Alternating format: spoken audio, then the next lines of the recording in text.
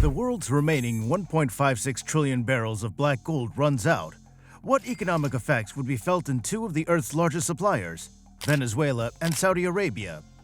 Would the oceans of this resource flowing from these nations prove to be a curse rather than a blessing to their local economies? What is the impact of oil dependence on the national economies of Venezuela and Saudi Arabia? In this video, we'll be looking at how both nations discovered crude oil and how it's shaped their economies to become what they are today. We'll also look at the resource curse and the measures Venezuela and Saudi Arabia are taking to lift this curse over their economies. Let's get started. Under the blazing desert sun lies vast amounts of black gold waiting to be discovered. In countries like Venezuela and Saudi Arabia, oil is more than a natural resource.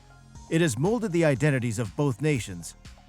Venezuela has the highest number of confirmed oil reserves on the planet, while Saudi Arabia is the undisputed goat of oil production. In the early 20th century, Venezuela discovered something in the Maracaibo Basin that would transform it from an agrarian economy to a regional powerhouse: oil. By the 1970s, oil was responsible for about 50% of government earnings and 90% of the country's exports. With stats like this, Venezuela found itself high up in the transformation of Latin America.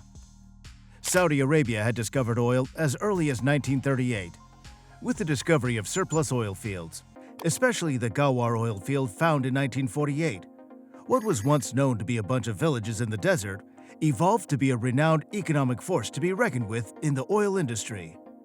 Less than a century later, black gold accounted for 80% of the Saudi Arabian government's revenue and 90% of the country's export revenue. Oil wealth funded large-scale infrastructure initiatives, from constructing modern cities like Riyadh to a strong desalination network that supplies millions of people with clean water. Life expectancy increased significantly, and literacy rates shot through the roof, largely thanks to the flourishing healthcare and education systems. Saudi Arabia now has the biggest economy in the Arab world, demonstrating the transformational potential of oil. Oil changed the history of both countries. Venezuela had been a key oil exporter to the United States of America and other countries for decades.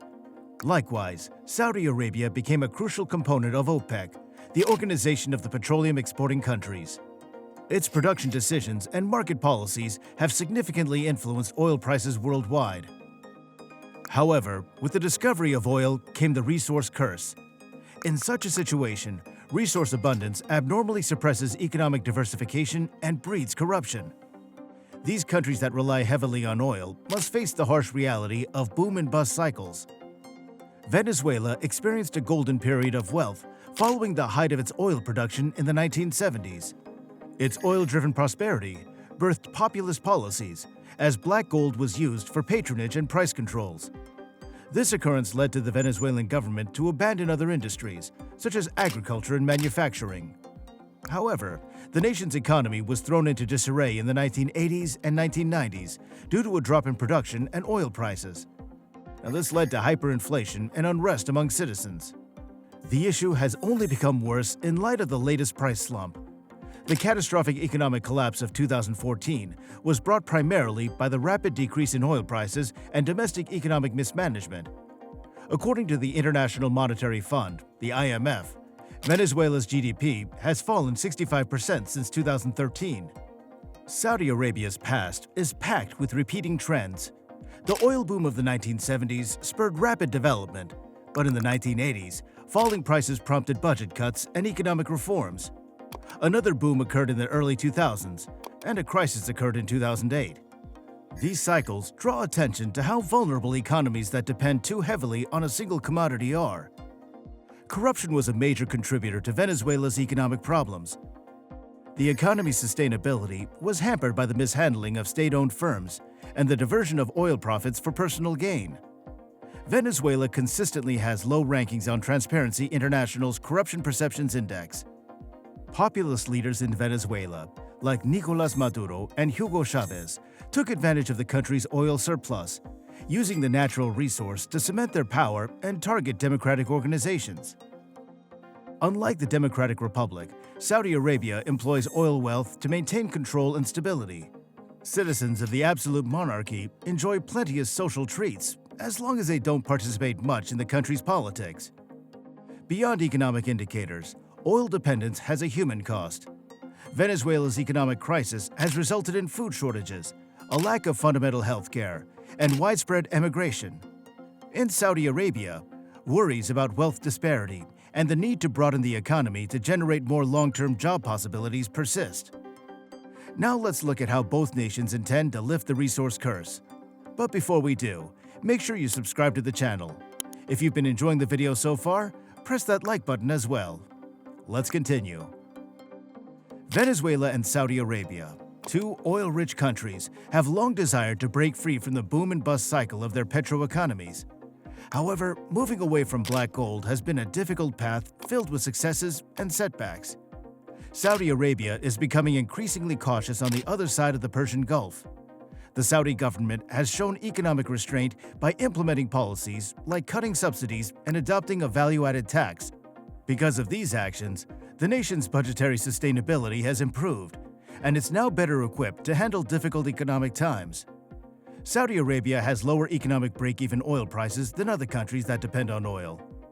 The government launched the Saudi Arabian General Investment Authority in 1971 to reduce the chances of falling victim to overdependence.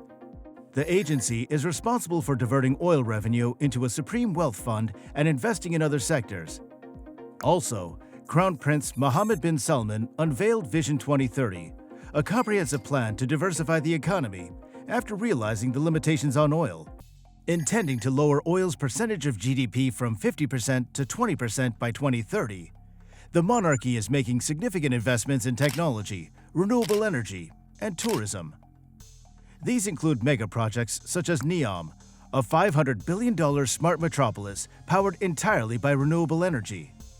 Even while development has been sluggish, there's some promise for a future not wholly reliant on oil, thanks to Saudi Arabia's smart investments and emphasis on creating a knowledge-based economy. Saudi Arabia and Venezuela both serve as examples of the global difficulties in diversifying economies rich in natural resources. Overcoming rooted interests, encouraging innovation, and attracting foreign investment are only some challenges. Furthermore, the shift itself may be difficult, necessitating social safety nets and employment retraining to lessen the effects on communities reliant on the prevailing industry. Venezuela is a prime example of the dangers of over-reliance. The country has fallen apart after decades of political instability, corruption, and poor management. Due to sanctions and insufficient investment, oil production, estimated to be about 3.5 billion barrels daily, has dropped to just 800,000. Efforts to diversify are still in their early stages, hindered by political stagnation and financial crisis.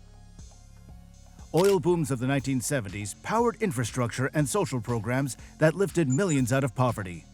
However, by the 2000s, oil dependency had become a two-edged sword.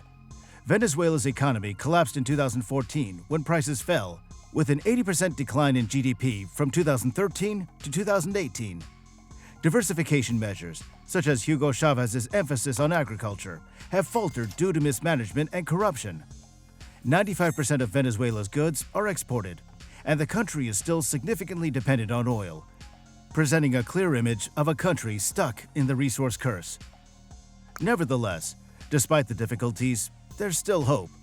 The increasing market for sustainable energy solutions offers a possible export market.